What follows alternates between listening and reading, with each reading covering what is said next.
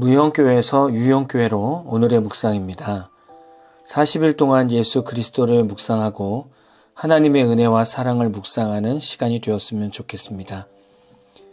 오늘은 로마서 15장 1절에서 2절까지 말씀을 묵상하겠습니다. 성경 말씀을 보겠습니다. 믿음이 강한 우리는 마땅히 믿음이 약한 자의 약점을 담당하고 자기를 기쁘게 하지 아니할 것이라. 우리 각 사람이 이웃을 기쁘게 하되 선을 이루고 덕을 세우도록 할지니라. 로마서는 사도 바울이 로마 교회에 당면한 여러 가지 문제에 대한 권면을 기록한 것입니다. 오늘 말씀이 포함된 로마서 15장 1절에서 13절까지는 믿음이 강한 자가 믿음이 연약한 자들을 위하여 덕을 세울 뿐 아니라 성도의 머리 대신 그리스도께서 보이신 모범을 제시함으로 성도가 서로 용납하며 하나님께 영광을 돌릴 것을 권고하고 있습니다. 우리는 믿음을 먼저 묵상해 보아야 할 것 같습니다. 믿음이란 무엇일까요? 우리가 예수를 믿는다는 것은 어떤 의미일까요? 우리가 아는 지식으로 정리해 본다면 믿음은 예수 그리스도께서 나의 죄를 위해 죽으시고 부활하심을 믿는 것입니다. 이 믿음은 구원을 얻는 귀한 통로입니다. 또 다른 의미로 생각해 본다면 믿음은 예수님의 삶을 따라 살겠다는 결단과도 같을 것 같습니다. 이것은 믿음의 분량에 따라 신앙생활의 차이는 나게 될 것입니다. 오늘 말씀에서 믿음이 강한 성도가 약한 성도들에게 본이 되어야 하는 두 가지 생활을 말씀하고 있습니다. 첫 번째는 선을 이루는 것이고 두 번째는 덕을 세우는 것입니다. 첫 번째 선을 이룬다는 것은 어떤 의미일까요? 선을 이루고의 원어적인 해석을 보면 유익을 위하여 라는 말로 번역할 수 있습니다. 이 말은 성도가 자기 만족을 위해 다른 사람을 기쁘게 해주는 것이 아니라 오로지 형제와 교회에 옳은 것, 유익을 위해서 그리해야 함을 말씀하고 있습니다. 선이라는 영어 good이라는 단어를 원어적으로 본다면 인간의 이상적인 삶을 이루는 데 필요하다고 생각하는 물질적이고 지적이며 도덕적이며 종교적인 모든 것을 가리키는 말입니다. 오늘 말씀에서 바울이 이 선의 의미를 이웃에게 유익이 되는 모든 것을 가리킨다고 말하고 있습니다. 특히 영적으로 유익이 되는 것을 가리키기도 합니다. 교회에는 믿음이 강한 성도가 있고 믿음이 연약한 성도가 있습니다.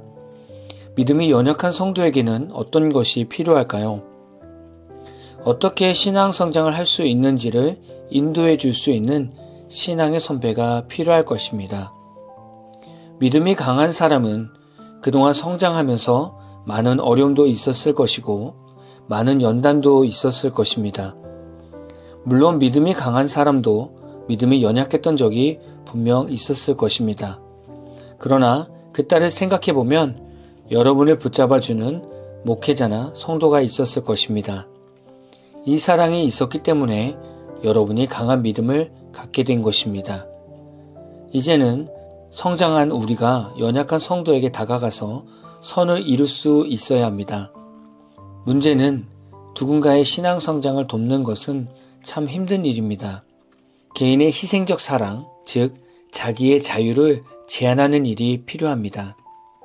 마치 갓난아기를 키우는 것 같은 마음이 들 것 같습니다. 갓난아기를 키우면 엄마의 생각은 온통 아기에게 향해 있습니다. 그러나 이런 시간을 잘 지내면 이제 아기는 커서 하나하나 독립하여 생활하는 자녀가 됩니다. 이렇듯이 믿음이 강한 성도는 이렇게 신앙이 연약한 성도를 갓난아기를 돌보듯이 수시로 찾아보고 돌보고 귀를 기울이며 헌신하는 삶이 있어야 합니다. 당연히 너무나 힘들고 고된 일입니다. 누가 믿음이 연약한 성도를 붙들고 영적인 유익을 위해 힘쓰겠습니까? 그러나 이것이 예수님께서 우리에게 가르쳐 주신 선이었습니다. 예수님도 가장 천한 사람들, 남들이 돌보지 않는 사람들, 믿음이 연약한 사람들에게 찾아가셔서 영적인 선으로 그들을 섬기셨습니다. 그래서 구원을 이루셨습니다. 여러분의 이 선행이 또 다른 믿음의 성숙자를 세우는 아름다운 일이 될 것입니다. 믿음이 연약한 성도를 위해 본이 되는 생활 두 번째는 덕을 세우는 것입니다. 덕이라는 한자를 보면 덕을 세운다는 말을 이해하기 쉬울 것 같습니다. 덕자는 조금 걸을 척자와 곧을 직자와 마음 심자가 결합된 한자입니다. 이 결합되어 있는 한자들로 덕이라는 단어의 의미를 풀어본다면 곧게 바라보는 눈빛의 의미로 곧을 직자를 썼고 곧은 마음가짐이라는 뜻의 의미로 마음 심자를 썼고 여기에 길을 뜻하는 조금 걸을 척자를 썼다고 합니다. 그래서 덕자의 의미를 보면 곧은 마음으로 길을 걷는 사람이라는 뜻으로 해석할 수 있습니다. 오늘 말씀에서 덕을 세우도록 할지니라 라는 말씀이 있습니다. 이 말은 믿음이 강한 사람은 믿음이 연약한 성도들에게 곧은 마음으로 주의 길을 걷는 성도의 본을 보여주어야 함을 말하고 있는 것입니다. 저는 영적인 선을 베푸는 것도 쉽지 않지만 믿음이 연약한 자들에게 덕을 세우는 것은 더욱 쉽지 않은 일이라고 생각합니다. 초신자들은 믿음이 좋은 성도들의 예배 모습, 예배 복장, 언행들을 닮아가게 됩니다. 그래서 믿음이 연약한 성도들 앞에서 한결같이 고든 신앙생활을 보여주는 것은 쉽지 않은 일입니다. 그래서 우리가 해야 하는 것은 내 자신이 혼자 있는 그곳에서도 우리의 신앙생활을 덕스럽게 유지하려고 애쓰는 것입니다.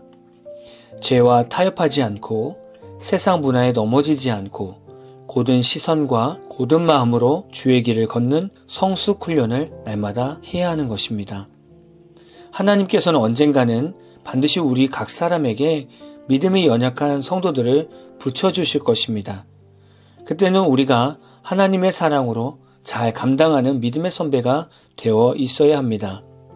저도 지금부터 더 노력해 보려고 합니다. 여러분도 다른 성도들을 위해 영적인 도움의 선을 베풀고 신앙의 덕을 세우는 성도가 될 수 있도록 오늘도 우리 자신을 성숙 훈련으로 이끌었으면 좋겠습니다. 오늘 마무리 찬양은 나무엔의 선한 능력으로 라는 찬양입니다. 찬양 후에는 잔잔한 연주곡이 있습니다. 말씀을 생각하면서 기도하는 시간을 가져보십시오.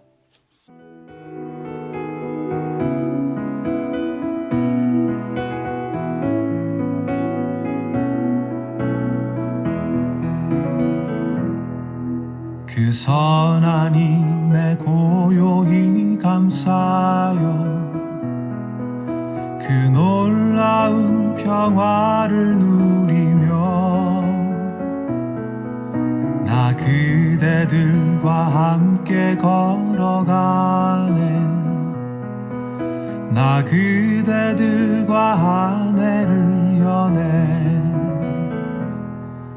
지나가 넘을 어둠의 날들이 무겁게 내 영혼 짓눌러도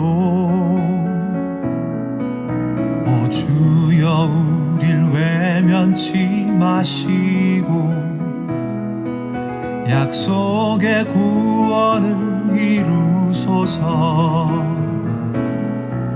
그 선한 힘이 우릴 감싸시니 믿음으로 일어날 일 기대하네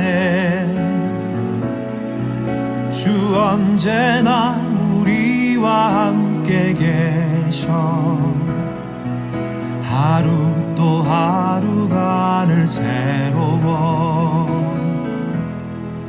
주께서 밝히신 작은 촛불이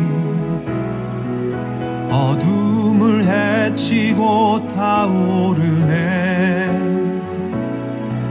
그 빛에 우리 모두 하나 되어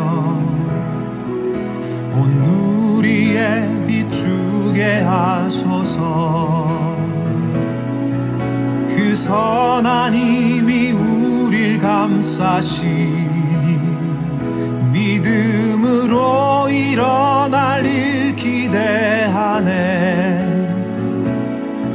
주 언제나 우리와 함께 계셔. 하루 또 하루가 늘 새로워. 이 고요함이 깊이 번져갈 때 저 가슴 벅찬 노래 들리네.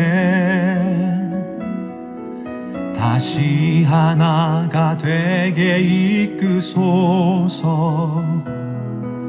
당신의 빛이 빛나는 이 밤, 그 선한 힘이 우릴 감싸시니 믿음으로 일어날 일 기대하네. 주 언제나 우리와 함께 계셔. 하루 또 하루가 늘 새로워.